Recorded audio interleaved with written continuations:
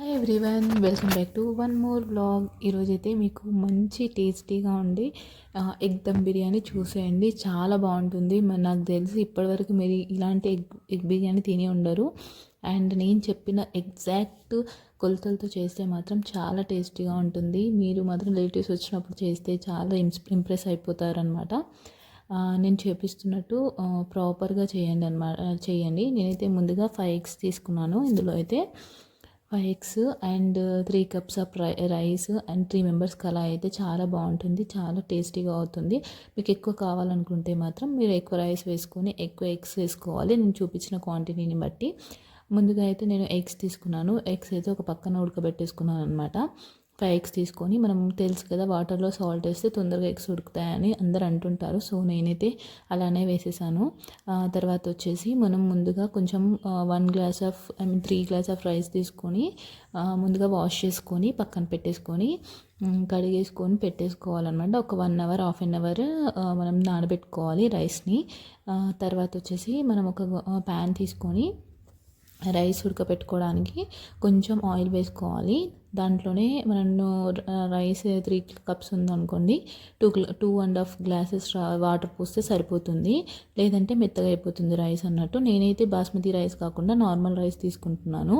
చాలామంది కొందరు బాస్మతి రైస్ కూడా తినడానికి ఇంట్రెస్ట్ చూపించారు కాబట్టి నేనైతే ఇంట్లో అందరికీ అవైలబుల్గా ఉంటుంది. ఇది కూడా బాస్మతి రైస్ తినేదానికంటే చాలా టేస్టీగా ఉంటుంది దమ్ బిర్యానీ. అండ్ ఎగ్స్తో కాబట్టి చాలా బాగుంటుంది అన్నమాట. అయితే ముందుగా మనము చెప్పాను కదా, ఆయిల్లో 2.5 glass ఆఫ్ వాటర్ వేసుకున్నాను. తర్వాత వచ్చేసి మసాలాస్ ఉంటాయి కదా, ఆవాలు, జీలకర్ర, మసాలా ఐటమ్స్ వేసేసుకోవాలి.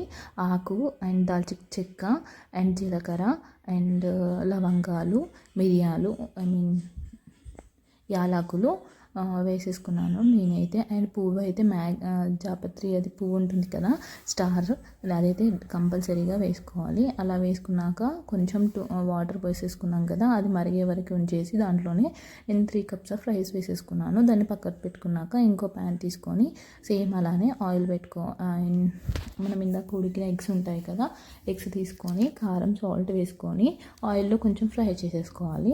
అండ్ మళ్ళీ అదే ప్యాన్లో నేను కొంచెం గీ వేసుకున్నాను. గీ వేసుకున్నాక మనం ఇందాక మసాలాస్ ఉన్నాయి కదా, మసాలా ఐటమ్స్ కూడా వేసేసుకోవాలన్నమాట.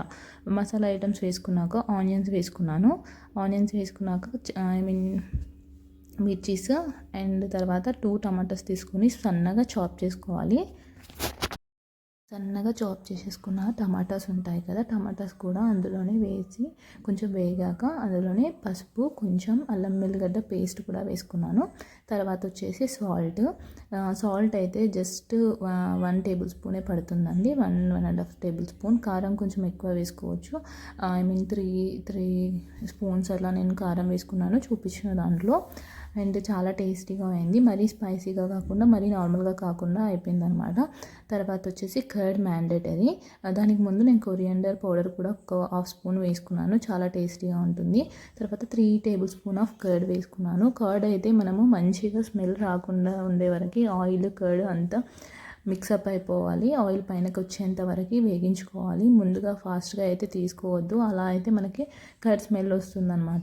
తర్వాత వచ్చేసి 1 teaspoon మాత్రమే, టీ గ్లాస్ మాత్రమే నేను వాటర్ పోసుకున్నాను. తర్వాత వచ్చేసి కస్తూరి మేతి, మనం మసాలా ప్యాకెట్ తీస్తే అందులో వచ్చేస్తుందండి. దాంట్లోనే నాకు వచ్చిన దాన్ని కస్తూరి మేతి అండ్ కొరియాండర్ లీవ్స్ కూడా వేసేసుకున్నాను. కొరియాండర్ లీవ్స్ వేసుకున్నాక ఎగ్స్ వేసేసుకోవాలన్నమాట. ఎగ్స్ వేసుకొని ఎక్కువసేపు ఉంచే అవసరం లేదు, జస్ట్ 2 minutes అలా చేసేసుకోవాలి, ఫ్రై చేసుకున్నాం కాబట్టి. తర్వాత వచ్చేసి నేను రైస్ ఉడికిందో లేదో చూసుకున్నానండి. పర్ఫెక్ట్గా 80% ఉడికిందనమాట. తర్వాత వచ్చేసి అన్ని ఎగ్స్ తీసేసుకోవాలి. గ్రేవీ ఎక్కువ ఉంచుకోవద్దు, లైట్గా గ్రేవీ ఉన్నాక మనం లేయర్స్ వేసుకోవాలన్నమాట రైస్ని. ఫస్ట్ లేయర్ వేసుకున్నాక మనం ఇందాక చేసిన గ్రేవీ అంతా దానిపైన వేసేసుకోవాలి. అండ్ ఎగ్స్ కూడా అన్నీ వేసేసుకోవాలన్నమాట. తర్వాత వచ్చేసి మళ్ళీ రైస్ వేసుకున్నాను. రైస్ వేసుకున్నాక ఒక 5-10 minutes అయితే దమ్ చేశాను. ఎక్కువ కాకుండా జస్ట్ లో ఫ్లేమ్లో వేస్తే మనకి కింద మాడిపోకుండా ఉంటుంది. పైన అయితే నేను మిర్చీస్తో అండ్ కొరియాండర్ లీవ్స్తో గార్నిష్ చేసి తీసుకున్నాను. అండ్ తీసేసుకున్నాక మొత్తం మిక్స్ చేసుకోవాలి. అంతే, చాలా టేస్టీగా ఉండే ఎగ్ దమ్ బిర్యానీ రెడీ. మీరు ట్రై చేసి ఎలా ఉందో కమెంట్ చేయండి. సబ్స్క్రైబ్